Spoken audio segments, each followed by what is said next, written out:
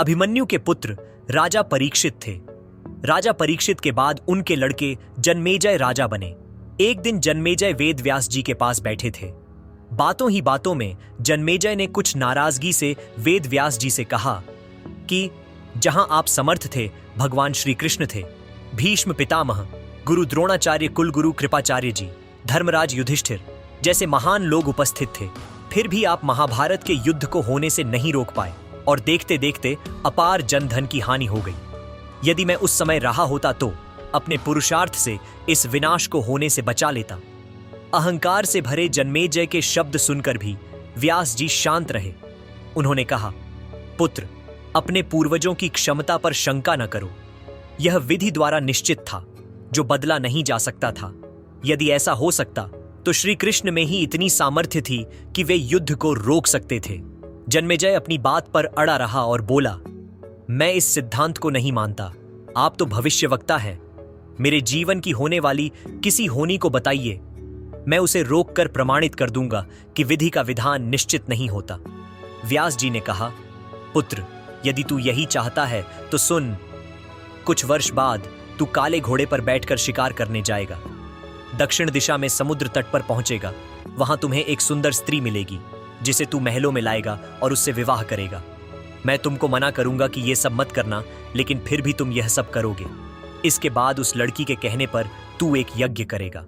मैं तुमको आज ही चेता रहा हूं कि उस यज्ञ को तुम वृद्ध ब्राह्मणों से कराना, लेकिन वह यज्ञ तुम युवा ब्राह्मणों से कराओगे।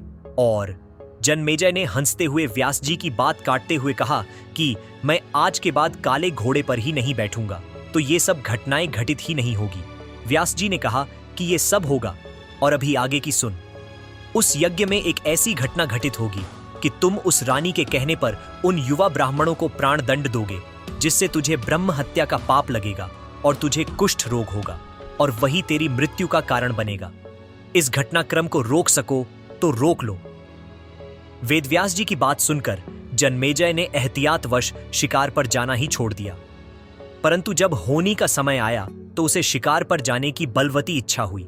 उसने सोचा कि काला घोड़ा नहीं लूंगा, पर उस दिन उसे अस्तबल में काला घोड़ा ही मिला।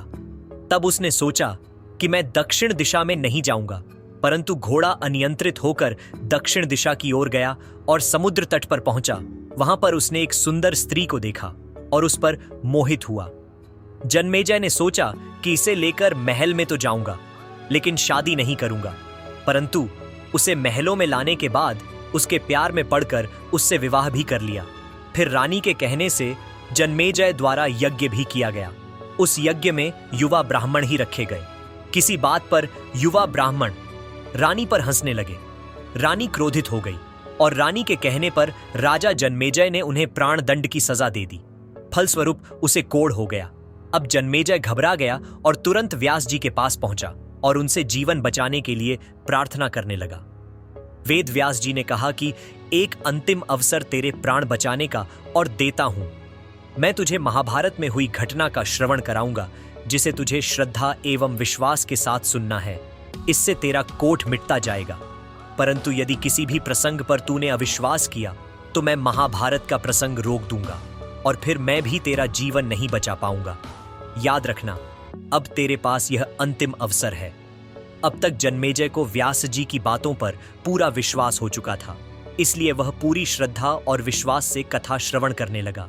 व्यास जी ने कथा आरंभ करी और जब भीम के बल के वह प्रसंग सुनाए, जिसमें भीम ने हाथियों को सूंडों से पकड़कर उन्हें अंतरिक्ष में उछाला। वे हाथी आज भी अंतरिक्ष में घूम रहे हैं। तब जन्मेजय अपने आप को रोक नहीं पाया और बोल उठा कि यह कैसे संभव हो सकता है। मैं नहीं मानता। व्यास जी ने महाभारत का प्रसंग रोक दिया और कहा कि पुत्र, मैंने तुझे कितना समझाया कि अविश्वास मत करना, परंतु तुम अपने स्वभाव को नियंत्रित नहीं कर पाए, क्योंकि यह होनी द्वारा निश्चित था। फिर व्यास जी ने अपनी मंत्र शक्ति से आवाहन किया और वे हाथी पृथ्वी की आकर्षण शक्ति में आकर नीचे गिरने लगे।